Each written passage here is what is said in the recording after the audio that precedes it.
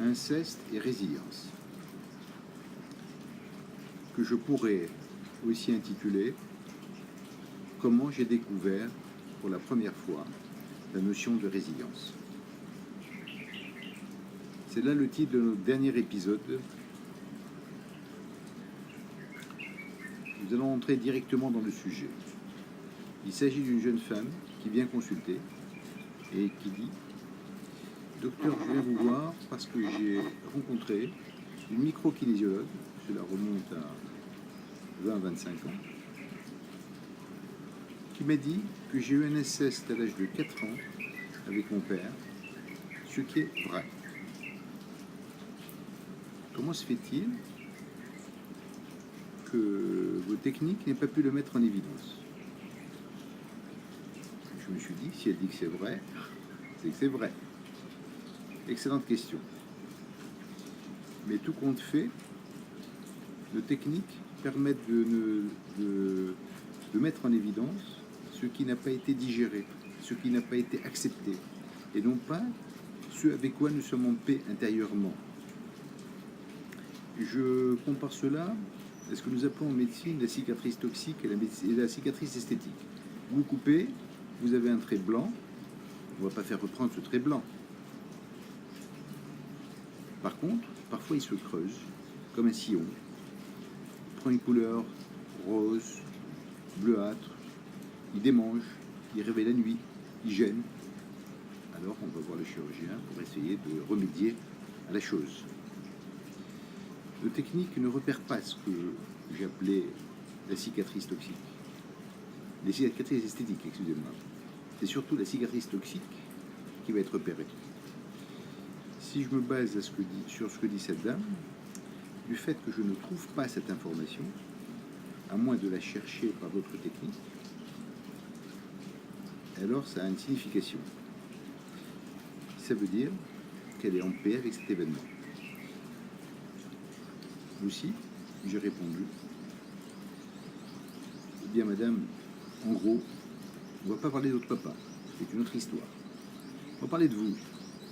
Pour vous, vous avez joué à la marelle avec papa, c'était sympathique, c'était cool. Il n'y a pas eu de menace, on ne vous a pas dit qu'on va faire des cadeaux. Le mot jouer vient du latin jocare qui veut dire communiquer. Vous avez communiqué avec papa, il ne vous a pas menacé, il ne vous a pas effrayé, il ne vous a pas couvert de cadeaux, il ne vous a pas dit tu ne diras pas à maman. Et à partir de là, c'était un jeu, un simple jeu.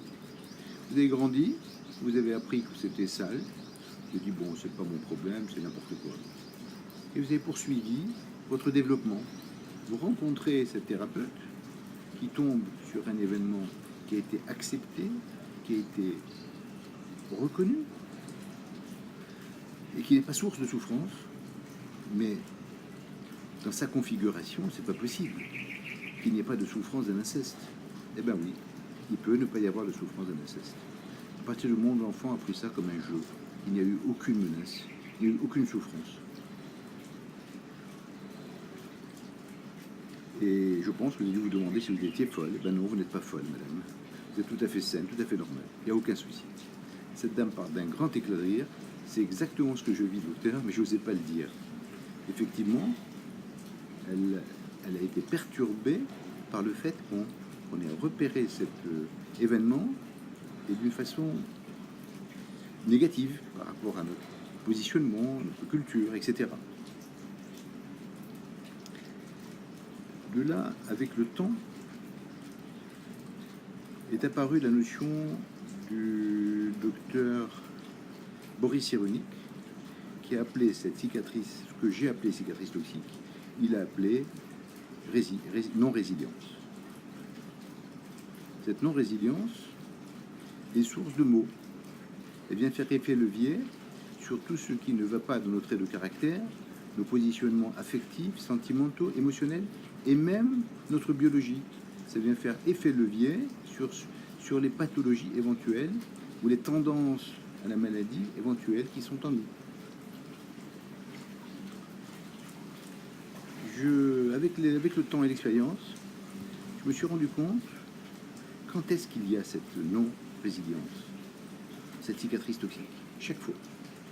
nous sommes confrontés au sentiment. C'est une question de ressenti. Ce n'est pas au niveau de la raison que ça se passe.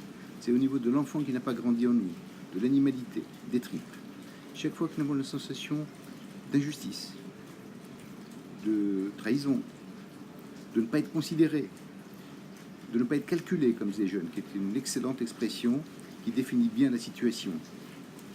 À ce moment-là, nous bloquons c'est comme un bug informatique dans notre système. Nous bloquons nos capacités et nous entrons dans une forme de pathologie relationnelle, émotionnelle, physiologique, biologique, à tous les niveaux.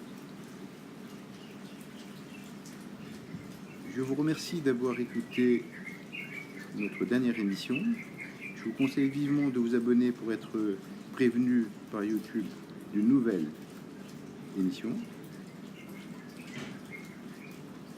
À bientôt.